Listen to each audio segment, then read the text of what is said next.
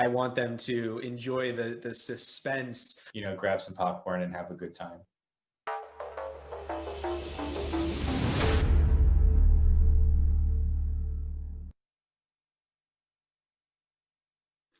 Yeah, so Larry, the short film, I mean, it really came out of me wanting to make something with my friends. I had this big costume I had made from this haunted house I used to run with my friends. This big gangly dude with long limbs, and I was like, let's take him, since he's just sitting here in my garage. Let's bring him out to a parking lot and make a super scary short film. So that sort of was the small beginnings of this. And then, once the short really landed with people and I got to make the feature for Amblin, it was really a process of expanding on the character of Larry the monster, but also the characters that are going to be haunted by him, and really diving into who would be the most sort of appropriate people to be haunted by Larry, who sort of need devices to communicate with each other, and what if those devices turn on those people. So that was sort of the impetus of what created, the much longer version of the Larry story in Come Play. My hope for any audience watching Come Play is that they'll just take the ride. Any great thriller or horror film, adventure film, should feel like a ride. And I think kind of, clicking your safety belt and just going for it is the way to jump into one of these movies. I think it has a big heart, but it has some big scares. And the combination of those two things is something that I always look for when I'm going to see a film. So I just hope that people will buckle up and take the ride with us.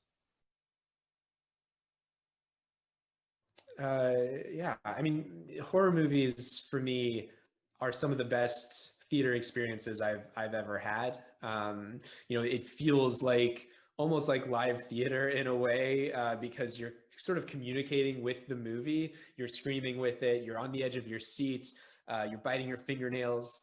And so really for me, like, I want to tell stories that cause audiences to feel something, whether that's fear in this case, but also feel a lot of joy and emotion. Horror movies are a great way to just get an audience to interact with the movie in such a fun way. Yeah, when I first read this script, I loved how it was this kind of love letter to a lot of the kind of PG oriented scary films that I grew up with. A lot of the Amblin movies that I grew up with. I was a child of the 80s, and so I grew up with a lot of those films, and being able to be part of that great legacy in storytelling was very exciting for me. And then I saw the short film that our director Jace had made about a year prior to us signing on to do the feature, and it was so impressive and so deftly maneuvered and sure-handed that I thought, oh, this is clearly a very exciting filmmaker, somebody to watch. And I love getting in on the kind of ground floor with the next wave of filmmaking talent, and that's clearly what we have with Jacob. So all of those factors combined made it a no-brainer for me.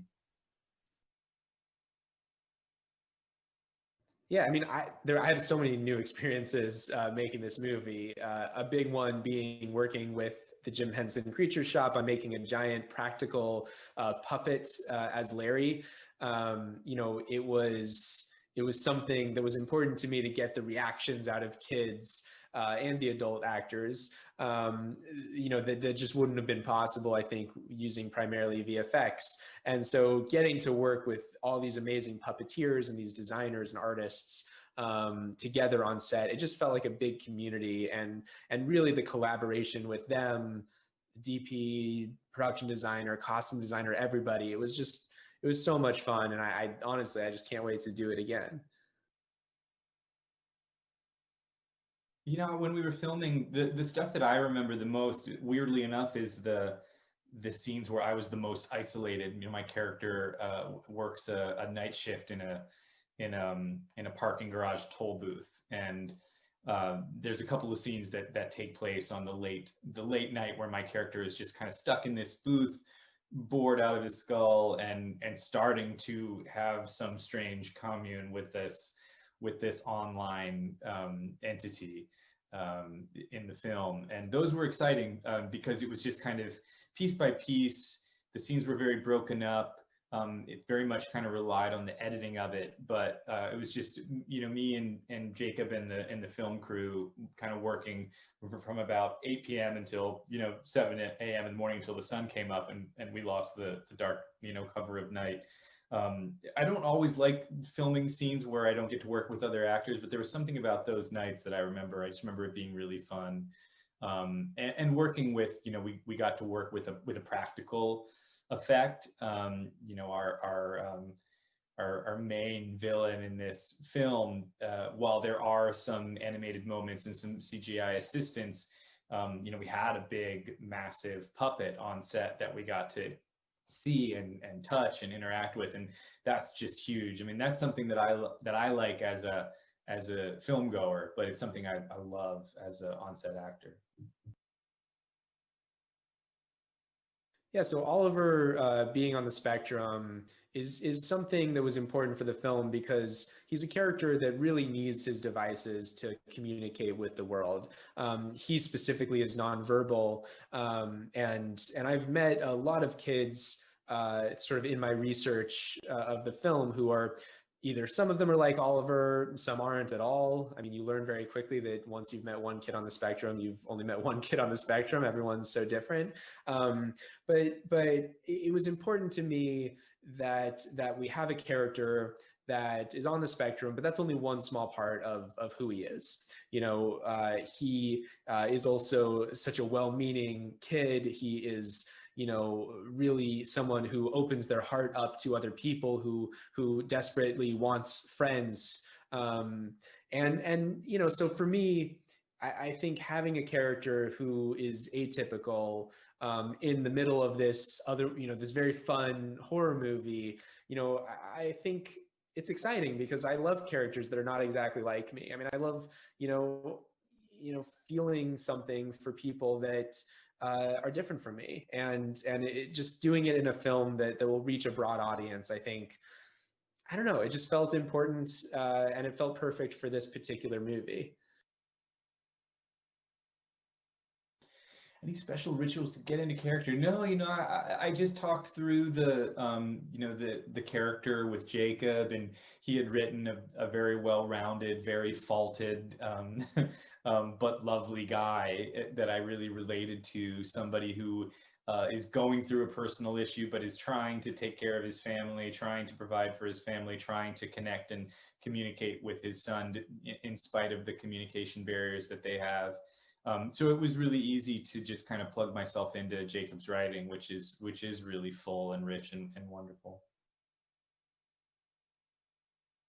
I hope people watch this movie and just have a great time, first of all. I want them to enjoy the suspense and the scares. But at the end of the day, it's a film with a lot of heart and a lot of emotion. I hope that an audience, loves going on this journey with these characters, and ultimately, feels this connection between them, and the sort of overall theme of the film about people learning to connect with each other, whether that's through technology or not.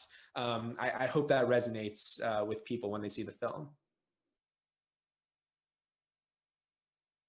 If there's any kind of hidden mission statement or meaning to be gleaned from underneath the script, I think there's something in there about loneliness, and that we live in this digital age, and everything is at our fingertips, and yet I think that we find ourselves getting more and more disconnected in a way, so to speak, and to remember that that not all of the answers and not all of the friendship and happiness that you're looking for lies within a screen somewhere. I think that's it's in there if you want to take it, but you can also just grab some popcorn and have a good time.